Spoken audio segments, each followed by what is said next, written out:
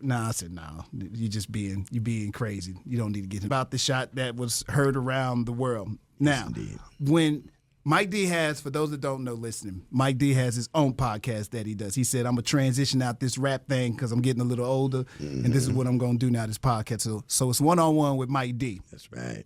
This particular episode, he goes back to the H-Town archives and brings in Tulo, the funky little brother. Platinum. People might not know where he's been, what he's been doing, particularly in our city. We know who he is. So it's good to see him, brothers still out there doing what they do. From here, I'm going to let you take it the rest of the way and let you explain this, Mike D. Okay, so the choices. We all got choices. Yes, sir. Pop. Shot. Hey, man, who shot who? Everybody good? Oh, no. I don't know. Okay, man. so check it out, Adam, man. It like you said, it was just another day at the office pretty much. It took him a few minutes before we realized the firecracker went off. You know what I'm saying? So at that moment, I had my headphones on. Mm-hmm. So, they cancel the noise around you. So when I heard it in my ears, it was a, I said, somebody pop. Then I heard him say, hey, man, did Lowe get hit? I said, he shot. Who shot who? That's why it looked like I'm gangster. I love to take that gangster card. You look mighty gangster, yeah, too. People like, man, he's a G. I'm sorry, y'all. The appropriate thing to do if you hear gunshot is to duck. That's right. Get out the way. Yes, nobody's tougher.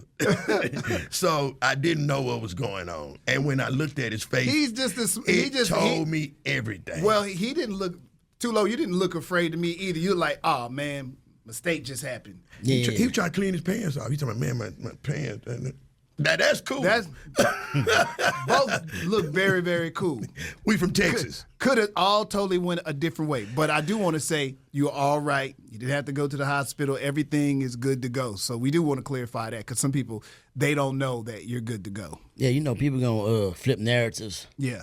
To the best of their clickbait. You know what I'm saying? So it's like, and it's sad that, I had to get with Carleon and, have conversations with him where it's like, man, we can post all our new music videos, turkey drives, whatever, get 2 likes, 1 share, but then something negative take us all the way to Pluto.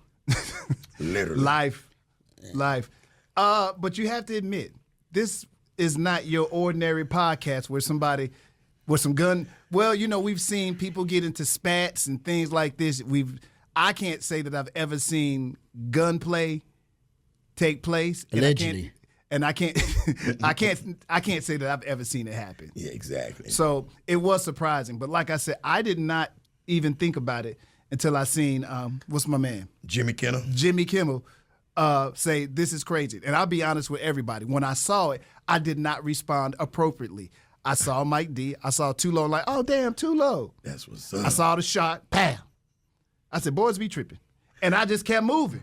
I didn't think. Welcome to Texas. I didn't think he heard, this is crazy. I didn't think none of that. I just thought a regular day in the city.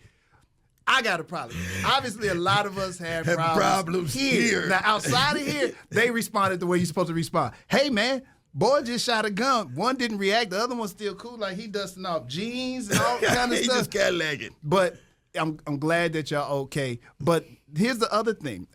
I don't want to say it's a negative. It's a moment. Yes. It's a moment that's gone viral now. And I know this podcast is really, really important to you. This is the next thing that you're stepping into. You got great guests.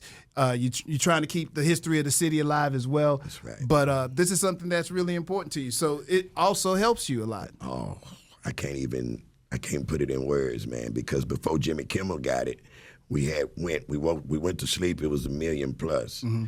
When we woke up, we were well over 50 million across all social sites. Jeez. So you got Greenbox that picked it up on the West Coast from Slim Thug's page. He did the same thing you did. He was like, man, he didn't even want to put tags on it because it's like family. Crazy. Right, right. But I got to laugh at my brothers because me and Slim Thug kick plenty jokes. Absolutely. You know how we do. Yeah, absolutely. So he was like, he didn't think it, nobody thought, not to that magnitude. Mm-hmm. So when we woke up, it was over 50 million TikTok, Twitter, IG, across all social media platforms.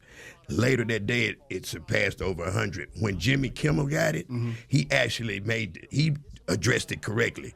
Everybody else was saying a podcast and a rapper. Yeah, they didn't say your name. Shout out Jimmy Now, Kimmel. I didn't like when he did the Mike D. That's the other funny thing there that you Jimmy go. Kimmel did Yeah. too, though. I never thought, when I heard Mike D, I've never confused, and maybe because I'm here in Texas. I'm here in Houston. I've never thought Mike D Beatsy Boys. I can see how the rest of the world would do that, though. Yeah, But you know, I'm very familiar with that as well as you. Exactly. So when it happened, I'm like, I said, but I get why he did it, and it was funny, and I'm glad that you wasn't offended by it. No, we actually got contacted, and they were like, man, now they know. And they said everything right. They said the name of the podcast. And I appreciated that. And he said, now we know who you are. Those comments, they tore him up. Hey, don't disrespect our Texas legend. That's Biggity Mike D. Players F up. You know what I mean? Players F up too. That's Tulo, funky little brother. So, but none of them really bothered me. I can say that Godfrey, his style of comedy, warranted me a call from Boss Talk 101 in Country Wayne because they had a little beef going on. He's like, hey, he always disrespecting the South. Get him. So other than that, they redid it. We've had parodies all over. SNL's about to pick it up. Really? Okay. Yes, it's the shot heard around the world. We have Chinese writing. The podcast take this is moment blowing. and run with it. You know what I'm really happy about? And Tulo, and I know both of y'all rappers, but Tulo, I don't think you ever got the credit, and I don't think that your career ever had the opportunity to flourish the way that I thought it was going to in the 90s. And although this may look rear-ended and kind of weird, at least it gives you this opportunity to be seen, people to find out what your music was and then what you're doing now. So, you know, you never know. Sometimes you just don't know when that bug will bite, but sometimes when it bites, you just got to run with it. Yeah, that's my mentality. Yeah, so I'm happy people even know who you are, because I just think you're one of our Houston talent that never got the opportunity to really, really blow bigger than people in our city knowing about you. So I know it seems like a weird thing to say. I'm happy that they know who you are, though. So now there's some people that got your name in their mouth, and they know who you are. They're going to do some research. It says a lot. It says a lot. Yeah. So, you know, some stuff just be destined, and some people have the type of blessings they have, man. And, you know, I don't never look at nothing negative. Good. I take all positive out of what could be negative situations and all that, man, and, you know, be grateful for my blessings. And so let me ask a question. So excuse my ignorance, because I don't know. So Tulo, are you still doing music? Are you still releasing music? Can people still get your music? Right now, I got a single just dropped right now today called D-Boy Poster Boy. I'm steady dropping music. I've been dropping music since I've been home. You can go to all the streaming platforms, man, and put in #2 LOW, man. Y'all, let's run it up, man. The H still here, because y'all don't hear us on these big networks. We're still out here active, man. Good. That's dope. It's really a blessing for both of us because this new generation now, they know it's the records. They don't know the Fat Pat records. I have to tell them, they don't know. They hear it, but they like, when they're associated, they like, oh my God, they only associate who you are when you're coming down like a superstar.